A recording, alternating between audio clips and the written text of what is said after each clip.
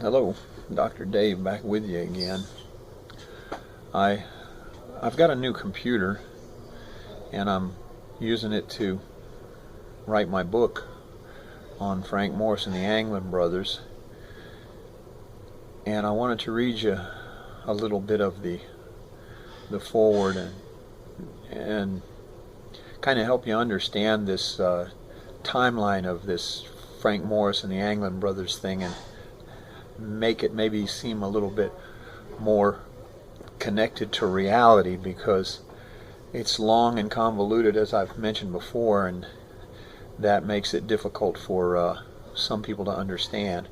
Now, you're going to see me look around a lot while I'm here. I'm running two businesses while I'm filming this, so I'm watching employees and customers and making sure everything's under control. But I'll just start out with the fact that Frank Morris was born on the first day of September 1926. His astrological sign is Virgo. He made use of that symbol to create signatures that he used to sign his Zodiac killer cryptograms, cards, and letters, and coded messages that he used to taunt the press and the police about the murders that he had committed.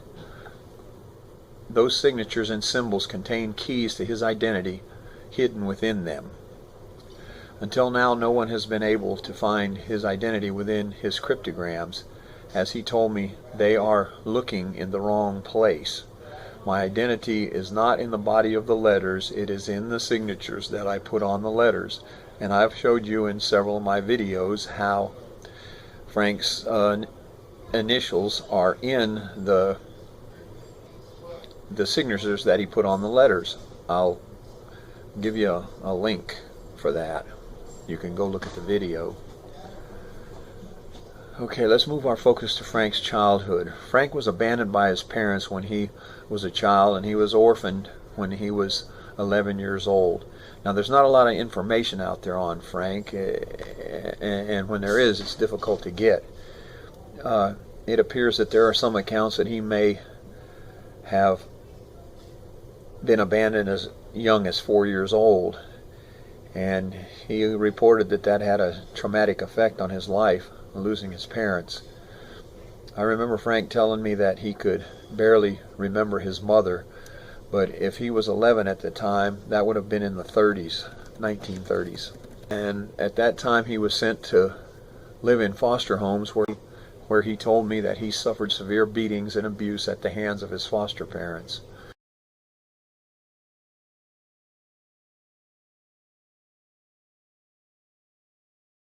At 13 years of age, he was convicted of his first criminal offense and was sentenced to a boys' training school.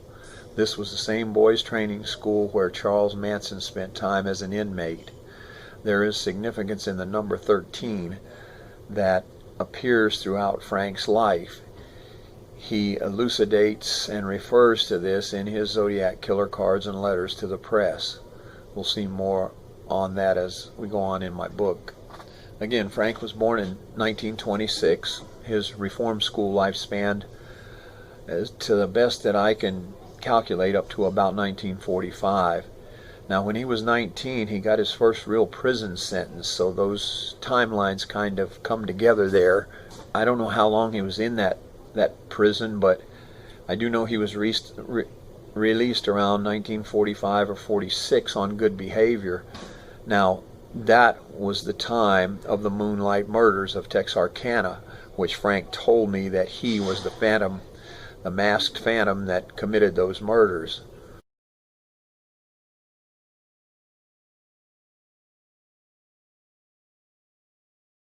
After that, Frank spent most of his life in prison in Florida, Louisiana, and California. He was considered to be a genius.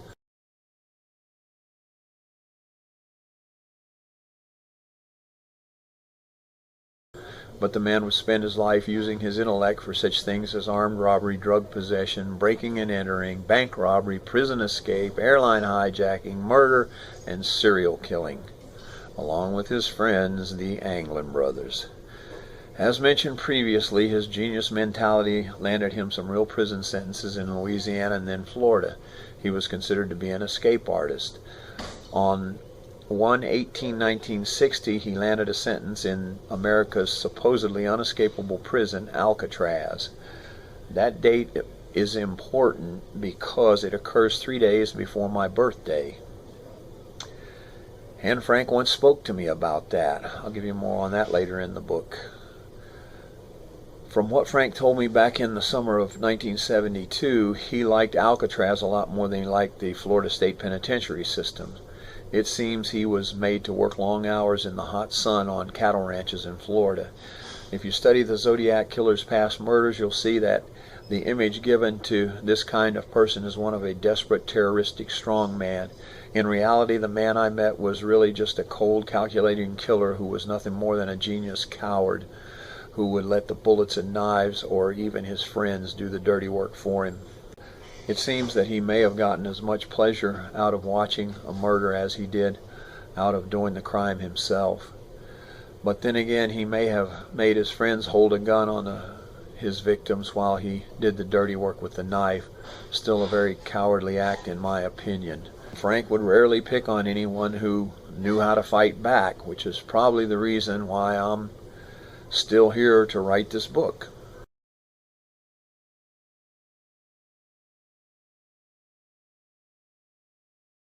Well, while he was serving time in Alcatraz, Frank and his two accomplices, John and Clarence Anglin, known as the Anglin brothers, managed an escape. And by the way, I've been looking into their past down in Florida, where I'm from and they're from, and I kind of think Frank and the Anglin brothers were probably cousins, and they'd been together most of their lives. They didn't just meet in Alcatraz. Now, they escaped on June the 11th in 1962.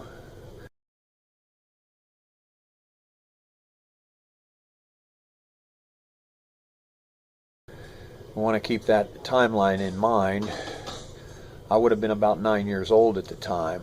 Frank makes reference to that date on his Halloween card to the press. You can see that on my YouTube video about the Halloween card. I'm sure that Frank and the Anglin brothers stayed together from the time they left Alcatraz until the time they separated when they came back to America from Mexico. I'm going to put some chapters in this book about the murders in Florida that I attribute to these guys after their escape from Alcatraz. I have a chapter and a video on the murders that they committed on Minnehaha Street and the times that they attacked me, and another one on 6 Mile Creek, you'll see it in the link, which pertain to the activities in a housing area where I live called Buffalo Estates there in Tampa. Those guys built a dam behind that, in the creek behind that housing complex, and made a swimming hole, and that's where they would catch kids off guard while they were playing and swimming and kill them for fun and profit. Frank Morris and the Anglin brothers. Later on, they would go back to live in San Francisco, stealing and killing until the 70s. And I'm pretty sure they left a string of dead bodies from Florida all the way to California, going through multiple states. Frank bragged about that in some of his Zodiac letters. He was using that Zodiac moniker in the 60s or 70s. He told me that he didn't give himself that name, but that the police and the press gave it to him. He also told me that his friends were calling him Zodiac because of a bar that he was hanging around in California.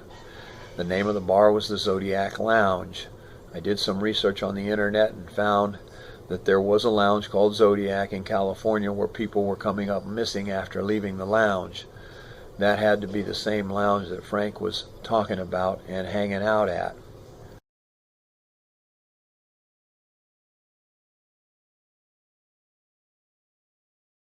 And I believe they said something about a mysterious guy that was always around right before the disappearances.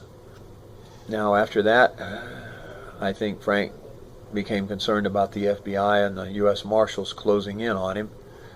So he left the San Francisco Bay Area and went to live in Mexico City. That's where I met him in 1970 during the summer. The summer of 1970 would have been the time of Donna Lass's disappearance. So those things come together in there.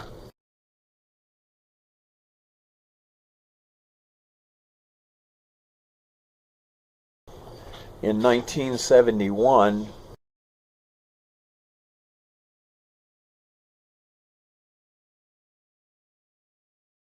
Frank actually followed me back to Tampa from Mexico City, and they tried to attack me at a place I was working called a Dairy Inn, which was the original Dairy Queen. I saw these guys. I was coordinating with the police. We came within minutes of catching them one time, and the reason they're still free today was because to get them to leave, I went out, actually opened the window and stuck my head out and told them the police were on their way. They almost looked like they thanked me, and they took off. And by the time the police got there, it was too late. They couldn't find them. And I remember the police officer telling me, you know, we're pretty sure that's the guys that escaped from Alcatraz, and we really need to catch them because they're killing and robbing people. But they got away. Okay, Frank, you always called me the one that got away. You're the one that got away. Anyway, these guys killed a lot of people in Mexico City. That's where they stayed because Mexico back then had a no extradition policy with America. And even if the FBI went down there, they could shake hands with them, but they couldn't arrest them and extradite them back to America back then.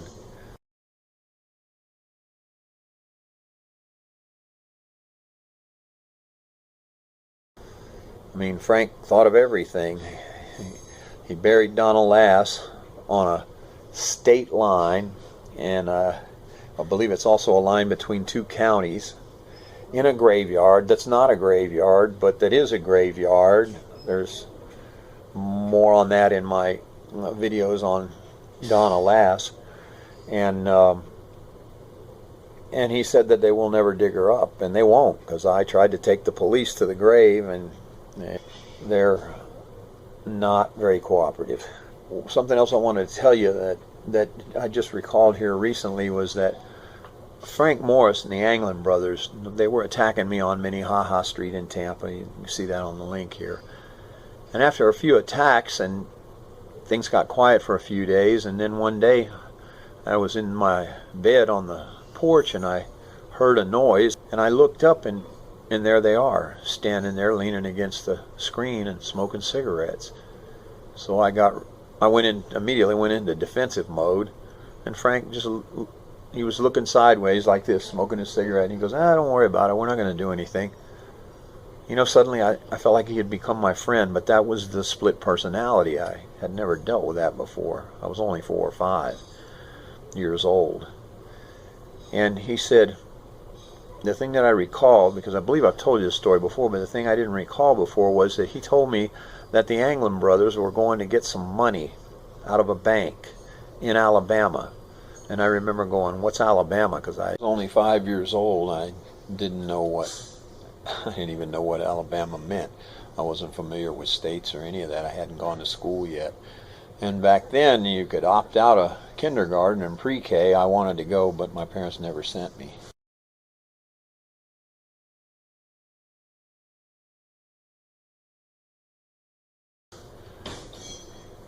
But I wanted to tell you that Frank actually told me that the Anglin brothers were going to the bank to get some money out in Alabama. And, you know, I asked him what they needed money for. I remember Frank clearly smoking a cigarette and saying, everybody needs money. He was so nonchalant, you know, after trying to kill me all those times. And at the time, I wasn't even sure it was the same guy who had attacked me. I thought these were a whole group of different guys, because Frank would do that. He would have one of them go after you, then the other one, and then him, and it would make it really confusing, especially for children.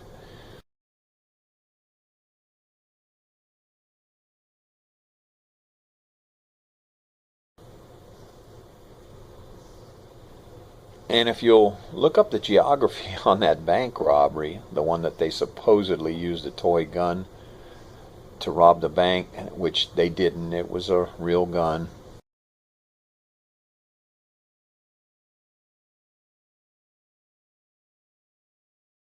They were the only people at the trial that said it was a toy gun. Everyone else there who had seen the gun said it was real. Okay, so that's just another media game to make you believe that these guys are the heroes that Clint Eastwood made them out to be in the movie. And I like Clint Eastwood, don't get me wrong, he's a great actor.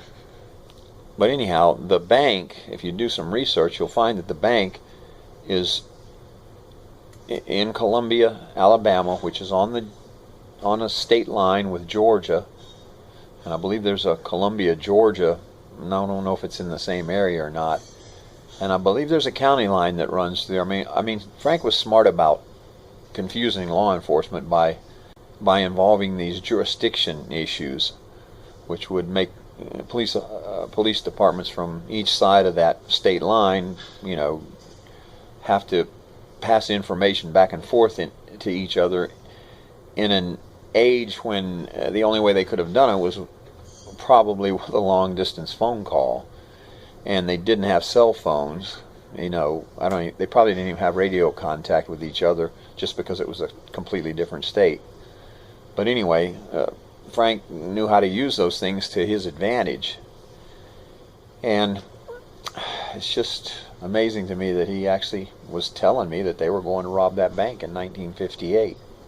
And at that same time, I recall Frank telling me that he was going to go back to stay where he was before. Now, staying somewhere to Frank meant going back to jail. And I go, really? Where are you staying, with some friends? And he goes, yeah, I got some friends there. I said, is it family? And he said,